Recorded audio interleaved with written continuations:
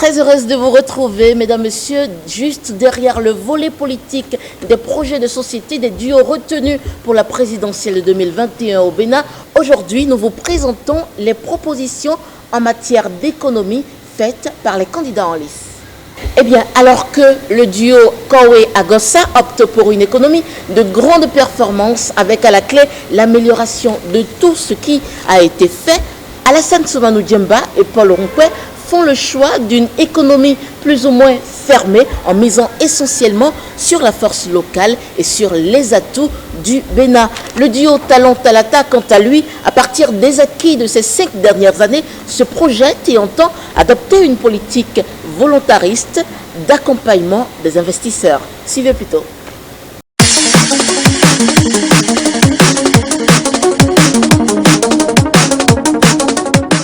Dans le volet économique de leur projet de société, Alassane Soumanou Djemba et Paul Ronkwe entendent organiser une conférence nationale économique pour une répartition équitable des ressources disponibles et la régionalisation du développement économique, social et culturel fondé sur les potentialités de chaque département ou région.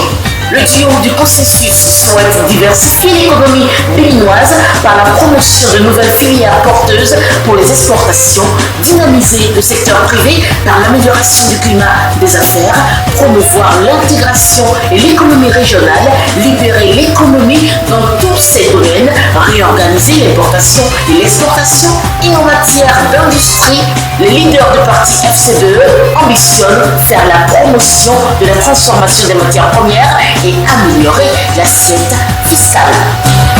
Corenté Kowe, Irénée Agossa, le duo de l'étonnement opte dans le volet économique de leur projet de société pour l'amélioration des performances enregistrées dans la filière coton, la mise en œuvre d'une forte et efficace politique de diversification agricole, l'amélioration de la compétitivité du port autonome de Cotonou à travers des réformes courageuses et efficaces. Corenté Kowe et Irénée Agossa veulent également réaliser des infrastructures routières de qualité pour faciliter le transport des matières premières vers les points d'écoulement, améliorer le climat des affaires, accompagner les activités de l'informel dans le processus de leur transformation en activités formelles afin de mieux protéger les acteurs, réguler les activités, contribuer à leur financement pour en faire des leviers économiques bien forts. Ils font le choix de l'élargissement de l'assiette fiscale grâce à une grande réforme fiscale qui alliera la modernité des outils, notre réalité économique et la sensibilisation des acteurs économiques et autres. Le duo opte pour des investissements directs étrangers IDE et des partenariats public-public ou public-privé afin d'implanter des usines de fabrication mécanique, électronique et bénéficier prioritairement de la commande publique nationale. Pour le compte du duo Talon Talata, il est inscrit dans leur projet de société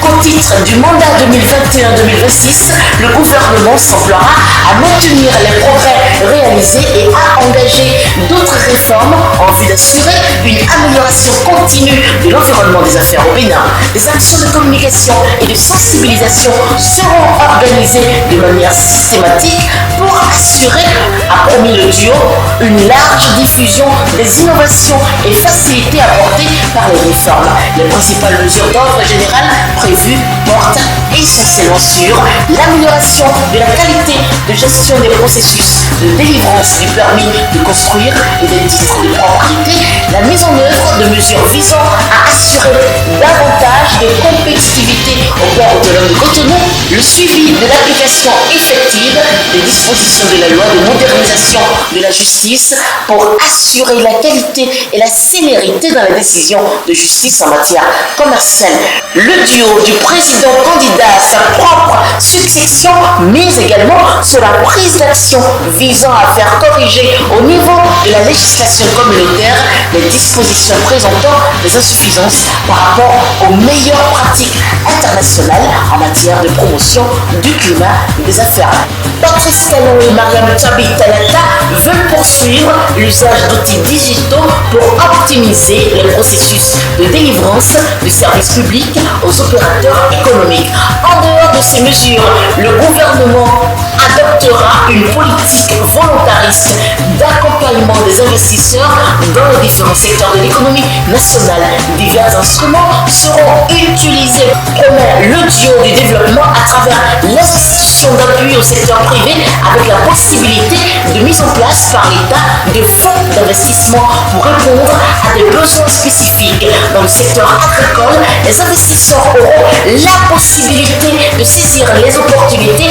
et facilités liées au développement des zones économiques spéciales et l'aménagement de domaines pour de grandes cultures. Dans le secteur de l'énergie, les producteurs indépendants d'énergie IPP bénéficieront d'avantages fiscaux dérogatoires pour les investissements. Mesdames et messieurs, merci de nous avoir suivis. À bientôt.